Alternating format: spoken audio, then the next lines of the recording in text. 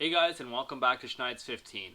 I hope you enjoyed my last video if you watched it on the front brake shoe change and wheel cylinder change. If you didn't see it, go check it out. It's in my King Quad playlist. But today we're going to be doing the rear shoes. These are cable operated. They're not like the other ones. So this will bring back your parking brake because it works with your rear brakes. So we'll start off by grabbing an impact or your wrench and taking off these 5 bolts here. They're 14 millimeter. I usually just jack up on the skid plate. Makes it nice and easy. Your jack's out of the way and you don't got to worry about it slipping. So do that, and then we'll wing off this tire here, and then we'll get to pulling off the brake drum.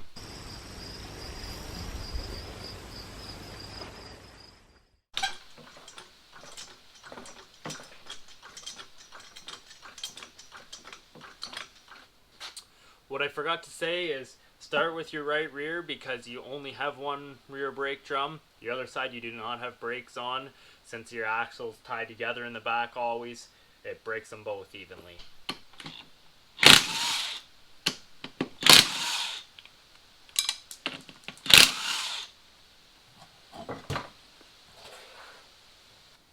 Alright, so next take off your axle nut. I just has a cotter key and it's about a 1 1/4, I believe. I'm just going to use my adjustable on it because I don't have my big wrenches here. Then pull off your 4 bolts here and your hub will come out of here. Alright, so you're going to have your nut, then you're going to have your big washer, and then you're going to have a small washer.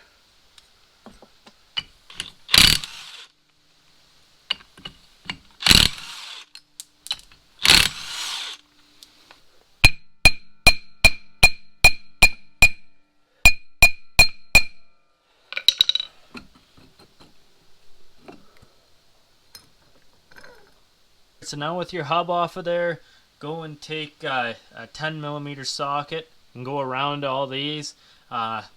There's 6 of them. Pull them off and your drum will come off.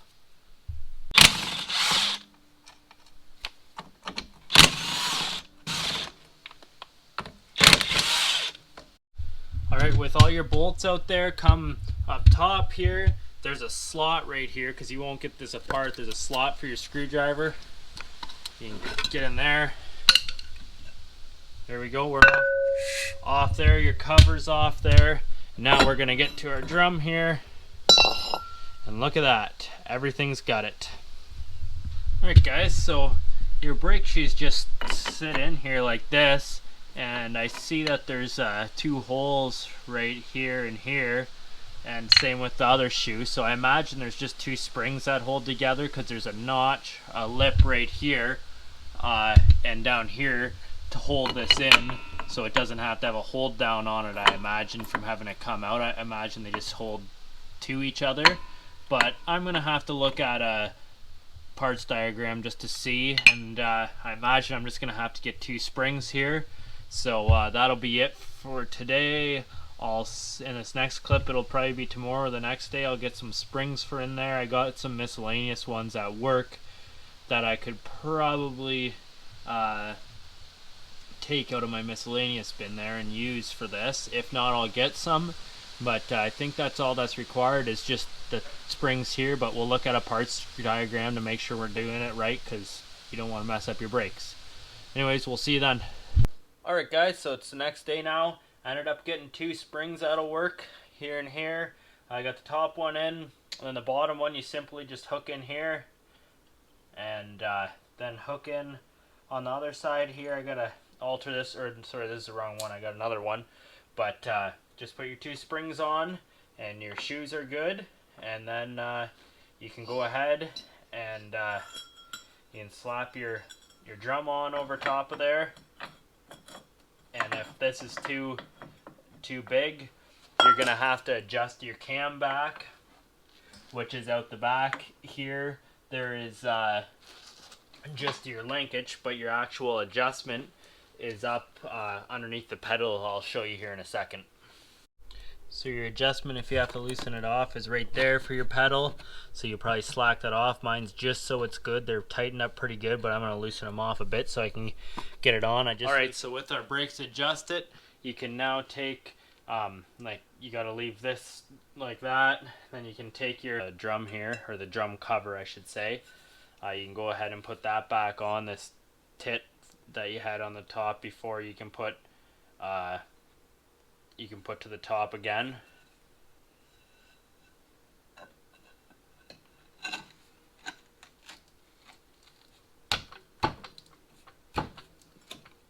There is an O-ring around here, so mine already has grease on it. Just make sure it's green or good and greased, and then you can put it back on. So there we go.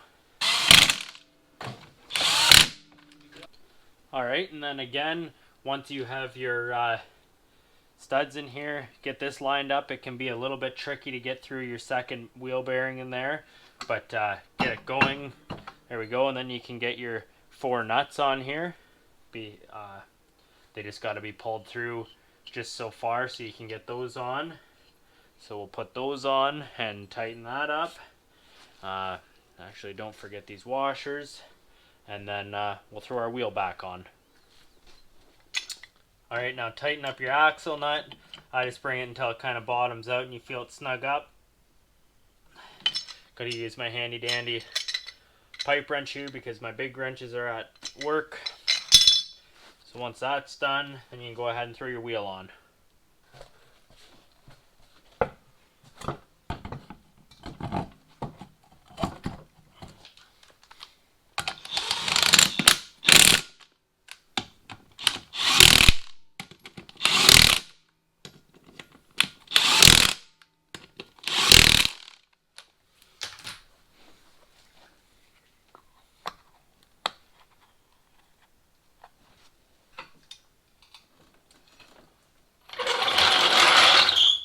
Alright guys, thanks again for watching. That's how to do a rear brake shoe change in a King Quad 300, and this will be the same for the quad runners again pretty well.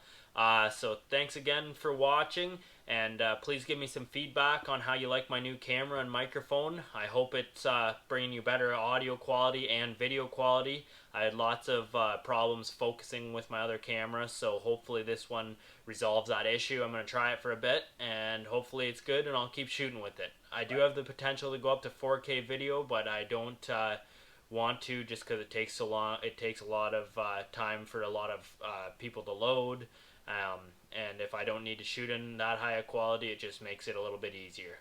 So thanks again for watching, and please give my channel a rate and a subscribe. As always guys, thanks for watching, and please give the channel a like and a subscribe. If my videos interest you, please click on my channel and check out my other videos.